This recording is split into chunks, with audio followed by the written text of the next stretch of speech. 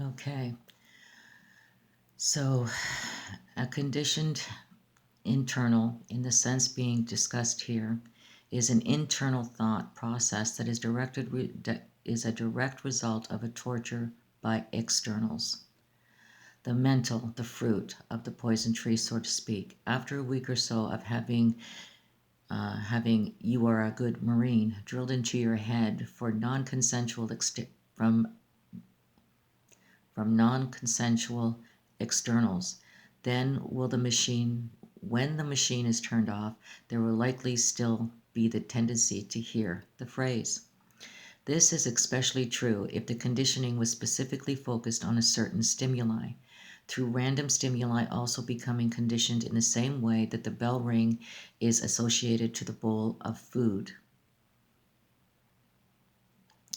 A similar sounding phrase, for example, can serve as a trigger for a conditioned internal. Conditioning during trauma is also strong and long-lasting and can bring back vivid feelings of the original torture experience.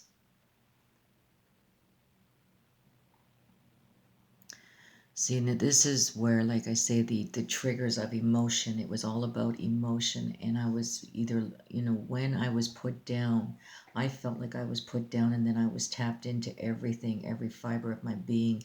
I felt like every emotion and I didn't know what to do with it. I was spinning with it. I was so confused. I didn't know whether I was, where they say mad and disappointed. I didn't know the difference. I just reacted the same. It was crazy. I was spinning out of control when I would be triggered by an absolute stranger. But my strangers were my husband's family. I never knew them. They wouldn't sit at my table. They shut the door on. I mean, I've already done all the testimony. It's done. But the strangers that I talk about that spit at me were my husband's friends and family, even my husband. Okay, so yeah, I was triggered always. I pretty much lived in the bedroom until I figured it all out and started to fight back. And emotions was the first thing that went.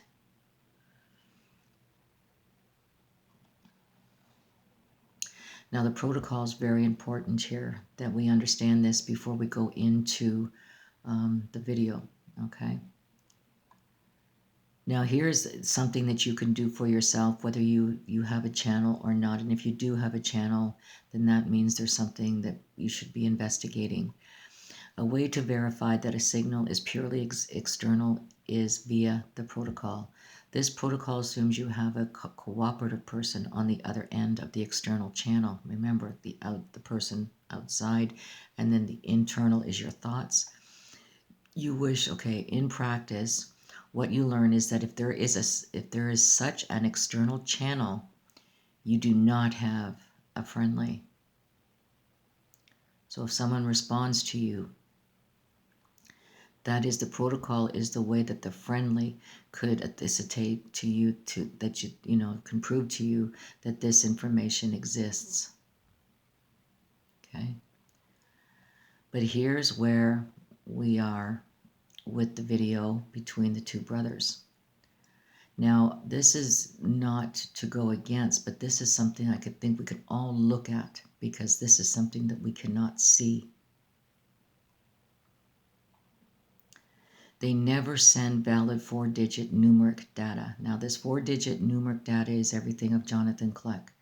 Now numeric is like, K being the 11th number of the alphabet, which this gives the character of the numeric data. The 4 digits, they're always playing with the 4 digits, looking for answers. So here we go. They never send valid numeric data, let alone the correct answer. They do send numerics though, and could presumably program the answer into the autopig, the voice in your head. And they get sloppy sometimes, and you get a good strong piece of data that indicates external reads and sends, and this is what the two brothers just did. Even though they do not send the protocol, this is one reason such a protocol is useful. It illustrates what the idea data would look like for a remote read and send. And this is what we have. And can help clearly or clarify many ambiguous situations. So we can take a step back and take a good look at this now, right? So here we go. We're going to go into the video that of Jonathan Nolan concerning this. This is where I'm going with this. Okay? I could keep it for myself, but I want people to believe that there is something spiritual, meaning that there are spirits that are doing things and it's real. I have not really a way to prove it, okay, because I'm going to be honest, okay. I'm receiving, social aid, meaning that the government is giving money because I'm not working. But the thing is that I did work for something like 5 months for my friend who started his company of, cleaning. I showed you, okay, my friend, he is doing the cleaning, okay. You see, okay. So he's doing cleaning business. He started less than a year ago, and I helped him to start because he had no employees, and I helped him to start. And he started the business. It's like he started without sufficient resources, so it was not easy for him to pay me. And eventually, okay, it took like, he finally paid me today. And it's been like I've waited about 6 months to receive the money, okay? And that was today. So think about it, okay? When I saw the video of Robin's Hood, I thought, well, where is getting his information, okay? Why he's saying what he's saying? It seems random, but it's not random. Because do you believe that the demons can see what's happening in the life of a Christian and can report to somebody, and that person, unaware, would just say his mind, but it's really just the message from that spirit? He doesn't know. He thinks he's speaking his mind. He have watched, he observed, but okay, don't underestimate. Okay, I've saw it that people can be used by demon spirits, and they don't know. They have no clue, even if they are awake. Because it's not easy to figure out. It's invisible. You think it's your opinion. You think you're speaking your mind, but actually it's not. So the point is that I've waited 6 months to get the. And by the way, yes, okay, I see it. He showed his, his screen to tell you what hour, and because he's saying what date and all, but it's not even written the date there, so I don't know why he's showing you this. But 13:13. look, okay, it's from Robin's Hood. A bunch of numbers. Dishon Jackson explosion on the sideline. Judah takes the mommy away. Okay? I'm telling you, okay? They know your mind. The demon, they do know your mind. How come they are able to know your mind? Because of sin. When you're sinning, they can get in your mind. They can read it. They can manipulate it.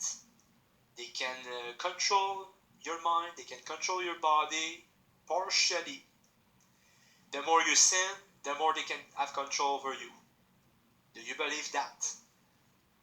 The thing about Judah and takes the money, I was beginning, I'm telling you the truth, okay? I was beginning to think that my friend would not give me my salary for the 5 months that I worked for him. And I was very angry because you see, okay, the past 2 jobs that I had, my boss, they would either not pay me or that the payment was done very later than the date that my boss was supposed to give me my paycheck. And the past 2 jobs it did that. And recently there was the story with my cousin, which the man that was. Now it came to my best friend, and now it was the turn of my best friend, and I was beginning to think, well, this thing about judo, because it's a complicated story, okay? Because when I first met my best friend, I told him that he is judo, but not Iscario, because you have judo Iscario and you have judo not Iscario.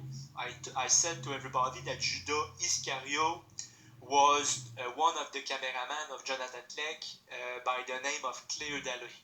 I know that if people have not been watching for long, they will not understand anything that I'm saying. But if anybody have watched and followed what was going on for a long time, they understand. So the point is that there is a judo Iscario, there is a judo not Iscario. And I told in the beginning when I met my best friend, okay, it's been a while already, let's say about maybe 5 years, 6 years or so, 5, 6 years. And then you've got, when I met him, it was at the Flash Bistro. It's some place in Sainte-Foy, Quebec, Canada. And I was working there, and when I began to work there, he was already there, but I met him there, and then um, he became my best friend, and eventually, he decided to start his business of cleaning, and he had no resources, he had no employee. I helped him, but you see, okay, for 5, 6 months, you see, yeah, 5, 6 again, I'm sorry, but it's really that. I've been working for him. He wouldn't pay me because he had difficulty, resources, and eventually I learned that he was paying his other employee because eventually he got other employees. And okay, I was frustrated because I thought, well, okay, I helped him start, and I helped him in various other ways, and I was trusting him, and now he's paying his other employees, not paying me. But then, okay, I said to him, well, okay, yes, for a couple months it's all right, but after a while I thought, well, okay, but now it's been how long? Why you don't give me my salary? So I didn't understand. I was beginning to think, well, is he going to intend to give me the money at all? So, every time that I was asking him for the past months, he would tell me, I don't have time, I got my other employee to pay, and I was very getting frustrated because I thought, well, I was your employee too, and also I'm your best friend. How come you're not paying me, but you're going to pay the others? And then today, finally, he was able to give it to me, okay, and then I received it today. Um, in the middle of the day, about 4, you know, 14 o'clock, at 14 o'clock, okay, so 2 hour p.m. And I got it there. But I got it there.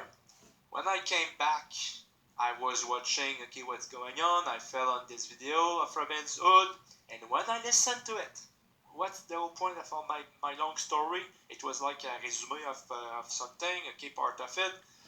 But the point is that Robin's Hood, in this video, there is the aspect of judo. I was thinking about it. And there is the aspect takes the money. And in the video, he is saying it, okay, 10 times. At the beginning, he's saying 10 times, judo takes the money.